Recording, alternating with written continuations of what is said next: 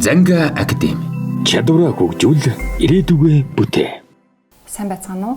За өнөөдөр байгууллагын иргэн үн цэнтэй ажилтан гэдэг сэдвээр 40 минутын сургалт орно. Байгууллагын иргэн үн цэнтэй ажилтан гэдэг энэ үг хэллэгийг бид нар 10 жилийн өмнө одоогоос яг 10 жилийн өмнө миний бие үйлдвэрт ажилладаг байхад манай хүний нөөцийн албаныхан хэнийг бид нар байгууллагын иргэн гэх юм бэ? Үн цэнтэй ажилтан гэх юм бэ?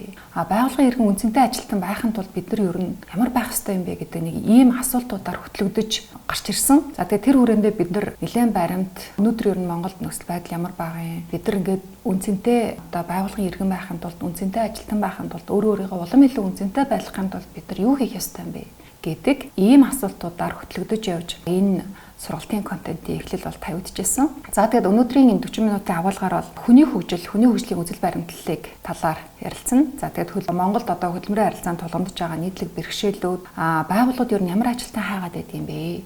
За тэгээд бид нар үнцэнтэй ажилтан байхын тулд өөрийгөө улам үнцэнтэй байлгахын тулд бид нар юу хийх ёстой юм? Мөн одоо хамтын ажиллагаанд баримтлах зарчим одоо энэ дөрвөн талаар товч дурднаа. Тэгээд энэ бидний яг практик дээрээс байгууллагын иргэн үнцэнтэй ажилтан гэж ер нь хэнийг хэлэх юм бэ? Ер нь ямар байхыг одоо бид нар хэлж болох юм бэ гэдэгт эрэл хаагуул хийж авсан. Тэгээд энэ дээр нэлээд нөгөө бид нар ингээ баримт гаргаж ирэхийг доорлолцсон агуулгатай байгаа. Одоогоос 10 жилийн өмнө бол байгууллагуудаар ямар одоо асуудлууд тулгарч ирсэн бэ гэхээр тэр нь энэ тулгарч ирсэн асуудлууд ингээ эргээд харахаар энэ 10 жилийн хугацаанд улам илүү нэг талаараа жижиг дунд аж ахуйн нэгжүүдийн хувьд бол улам илүү одоо хүндэрсэн ч юм шиг ажиглалтууд байна. Тэгээд тэр нь ч бас нөгөө талаараа өнөөдөр Монгол улс ажил хүчний хувьд бол ийм цонх үе дээрээ явж байгаатай амьдрал холбоотой.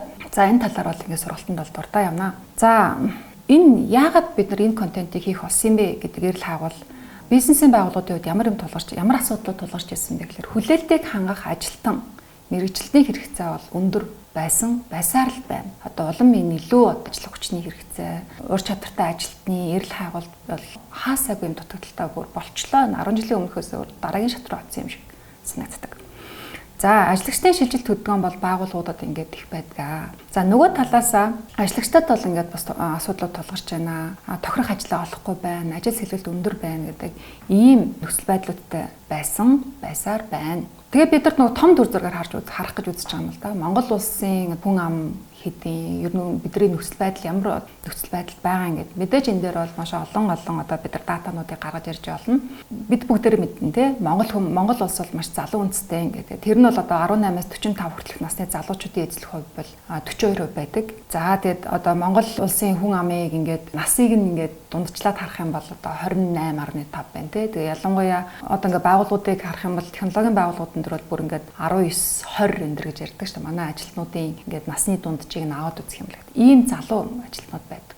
Залуу хүмүүс байдаг. За тэгээ хөдөө аж ахуйн салбарт бол бидний 30% нь ажиллаж идэг. За суурин аймаг, сум аймаг, хотын төвд гэдэг нэг 83% нь одоо суурин амьдардаг. За нэг малчид, нүүдэлчид яг нөгөө малчид бол нэг 17%-ийг нь эзэлдэг гэдэг нэг ийм том үзэл дүр зураг байна. За энэ дэлгэцээр харуулж байгаа энэ судалгаа бол тухайн үедээ 2010 он сэтгэл судлалын үндэсний төв Монгол хүний менталити ямар юм бэ? Бид ер нь ажилдаа яаж ханддаг юм бэ гэдэг ийм судалгаа хийжээс. Энэ бол тэр үедээ маш одоо сонирхолтой шинэлэг ийм судалгаа байсан. Бид нар өөрсдийнхөө менталитиг сэтгэл зүйн үүднээс ингээд харахад за тэгээд энэ нөгөө судалгаа энэ инфографик байдлаар бол нэлээд сошиал дээр нээлттэй байдаг учраас та бүхэн сонирхчвал ингээд тухайлаад ингээд хараад үзээрэй. Энийг би үзүүлээд байгаагийн шалтгаан нь ер нь бол бид нар Монгол хүний менталити за сүүлийн үед бол ингээд нөгөө Монголд генерашныг одоо яаж авч үзүүл зохилттай юм бэ гэх мэт ингээд тэгээд одоо энэ генерашн хоорондын ялгаа за 4 генерашн 4-5 генерашн 11 жилийн үечлэлээр энэ дэр ярих юм бол те гэдгийг ингээд 4-5 одоо